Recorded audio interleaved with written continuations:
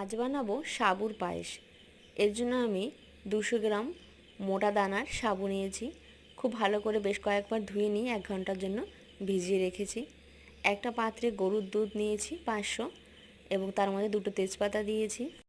500 গরুর দুধে আমি 150 গ্রাম চিনি আর 200 গ্রাম সাবুদানা ব্যবহার করছি।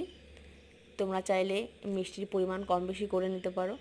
তো দুধটা যখন ভালোভাবে জাল দেওয়া হয়ে যাবে তখন আমি এর মধ্যে সাবুদানাগুলো দিয়ে দিচ্ছি আর দেবো স্বাদ অনুযায়ী একটু লবণ।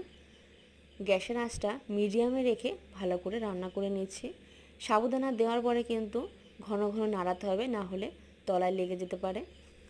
সাবুদানা যে সাদা ভাব থাকে সেই সাদা ভাবটা যখন স্বচ্ছ ভাব হয়ে যাবে তখনই আমি এটাকে নামিয়ে নিচ্ছি। সাবুর পায়েস খেতে লাগে বেশ। 1 মিনিটেই আমার রান্নাটি শেষ।